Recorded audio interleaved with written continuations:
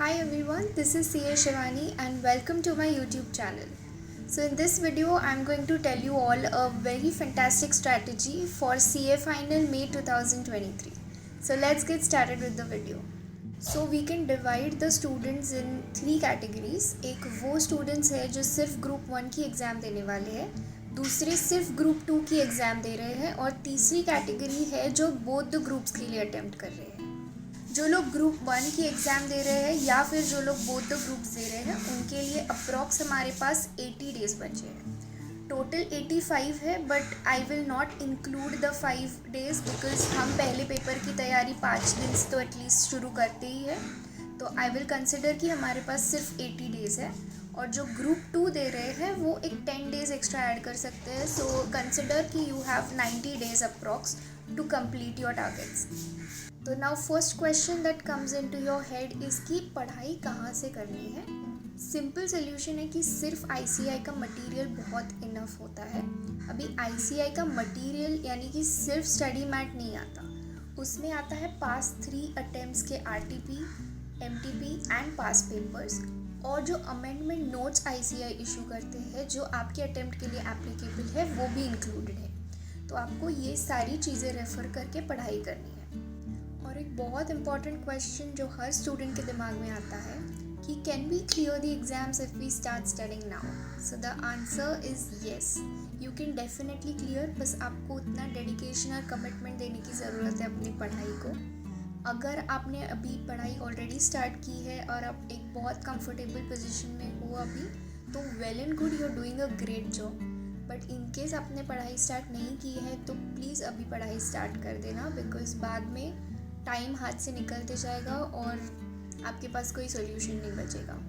मैंने यहाँ पे एक टाइमलाइन प्रिपेयर की है आप लोगों के लिए, तो इस टाइमलाइन के अकॉर्डिंग अगर आप पढ़ाई करोगे तो आपके आराम से 3 रिवीजन पॉसिबल हो सकते हैं। तो सबसे पहले तो आपको जितनी भी आपकी पेंडिंग पढ़ाई है वो आपको 40 डेज़ के अंदर कंप्लीट करनी है। दैट इज़ 16 मार्च से पहले आपको सारी पढ़ाई ख़त्म करनी है। उसके बाद हम फर्स्ट रिवीजन करेंगे। फर्स्ट रिवीजन के साथ साथ आपको पेपर सॉल्विंग भी करनी है हर सब्जेक्ट की। तो फर्स्ट रिवीजन और पेपर सॉल्विंग जो है वो हम 4 अप्रैल तक ख़त्म करेंगे। फिर सेकेंड रिवीजन जो है वो हम ख़त्म करेंगे अराउंड 16 अप्रैल तक। यहाँ पे मैंने अलॉट किए हैं 10 to 12 डेज़ और यहाँ भी सेम अप्रोच है कि आपको पेपर सॉल्विंग भी करनी है। और थर्ड रिवीजन जो है उसके लिए आप अलॉट कर सकते हो 8 डेज़ और वो ख़त्म करनी है 25 अप्रैल तक।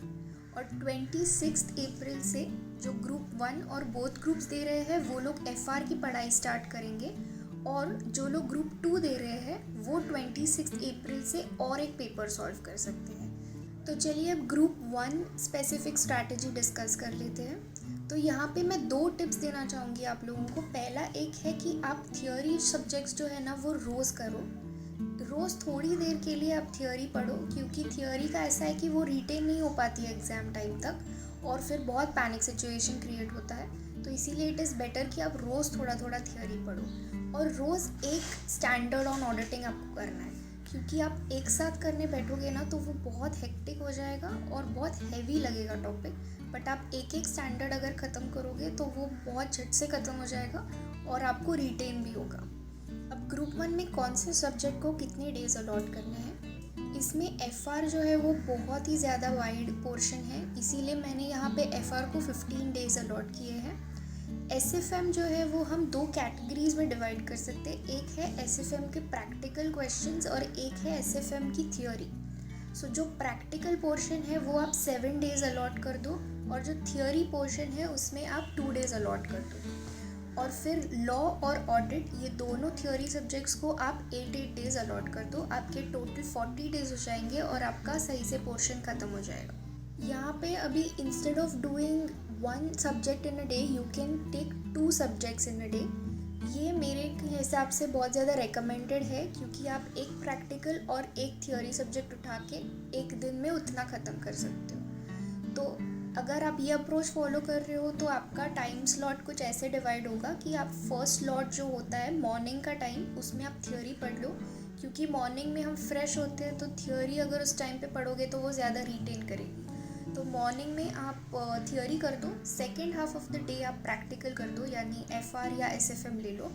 और रात का जो स्लॉट है ना वो आप एम्प्टी रखो, क्योंकि रात के स्लॉट में आपको रिवीजन करनी है। जो भी दिन में आपने पढ़ा है उसका रिवीजन करो, और रात का जो बचा हुआ स्लॉट होगा उसमें आपको स्टैंडर्ड्स ऑन ऑडिटिंग करना। चलिए let's move on to the group 2 strategy. Group 2 में डेज एलोकेशन कुछ इस तरह से मैंने रखा है कि SCMP को हम 8 डेज देंगे, इलेक्टिव को हम 7 डेज देंगे, डायरेक्ट टैक्स और इंटरनेशनल टैक्सेशन को हम टोटल 15 डेज देंगे क्योंकि बहुत ही वास्ट सब्जेक्ट है, और IDT को हम 10 डेज देंगे। अभी इलेक्टिव का ना आपके ऊपर है, अगर आपको लग रहा है कि you are very comfortable with the topic तो आप उससे कुछ डेज कम करके आप SCMP या किसी और सब्जेक्ट में यूटिलाइज कर सकते हो, that is totally your call. तो ये भी टोटल 40 डेज़ का प्लान है, ये 40 डेज़ में आराम से कंप्लीट हो सकता है if you follow this clearly. अभी आती है बोथ ग्रुप की स्ट्रैटेजी। तो बोथ द ग्रुप्स का कुछ ऐसा डे एलोकेशन है, FR के लिए 8 डेज, SFM के लिए 4 डेज, ऑडिट और लॉ के लिए 4 डेज, और ग्रुप 2 के लिए SCMP के लिए 4 डेज, इलेक्टिव के लिए 3 डेज, DT के लिए 8 डेज और IDT के लिए 5 डेज। तो इस तरह से आपको कुछ डेज एलोकेशन करने पड़ेंगे। आई नो बोथ ग्रुप के लिए ऐसा लग रहा होगा कि बहुत ही कम दिन एलोकेट किए गए हैं, बट ट्रस्ट मी, यही this is the best we can do. और जो लोग कंफ्यूज है कि बोथ द ग्रुप्स देना चाहिए या एक ही ग्रुप देना चाहिए, तो यहाँ पे तो आई वुड सजेस्ट कि अगर आपके 4 या 5 सब्जेक्ट्स के क्लासेस ऑलरेडी हो चुके हैं और आप कंफर्टेबल पोजीशन में हो तो ही आप बोथ ग्रुप्स के लिए अपीयर करो, वरना it is always better to give one group at a time. Aggregate के चक्कर में मत पड़ो और पीयर प्रेशर में बिल्कुल मत आना। Do what you feel is right. और अगर आप ऐसा सोच रहे हो कि हम एग्ज़ाम फॉर्म में बोथ द ग्रुप्स के पैसे भर देंगे बट अगर एंड में पढ़ाई नहीं हुआ तो सिर्फ एक ग्रुप देंगे, तो ये बहुत रॉन्ग अप्रोच है। आप ऐसा बिल्कुल मत करना। आप अपने अगर भरा नहीं है exam form, this is the time, आप अभी से सोच लो कि आपको एक ही ग्रुप देना है या बोथ ग्रुप्स देने हैं। क्योंकि क्या होगा ना कि आप अगर ऐसा माइंडसेट बनाओगे कि अगर मेरी पढ़ाई हुई तो फिर मैं बोथ द ग्रुप्स दूंगी, फिर वन ही दूंगी, तो आपका क्या होगा, आप बहुत प्रेशर में पड़ोगे, और अगर प्रेशर में कोई भी पढ़ाई करते हैं तो वो रिटेन नहीं हो पाती है। इसीलिए थोड़ा टफ कॉल लगेगा, पीयर प्रेशर भी होता है, I understand that, tough call लगेगा, बट जो भी है अभी डिसाइड कर लो और एक बहुत क्लियर माइंडसेट के साथ आगे बढ़ो। सो ये था हमारा टोटल टाइमलाइन और स्ट्रैटेजी मई 2023 के लिए, और आई एम वेरी श्योर अगर आप ये टाइमलाइन फॉलो करोगे अच्छे से तो you will be in a very comfortable position by the time exam comes. और सब्जेक्ट वाइज स्ट्रैटेजीज़ और सब्जेक्ट वाइज गाइडेंस पे वीडियोस तो आते रहेंगे, तो डेफिनेटली चैनल को सब्सक्राइब करना मत भूलिएगा। वीडियो अच्छी लगी हो तो लाइक कर देना।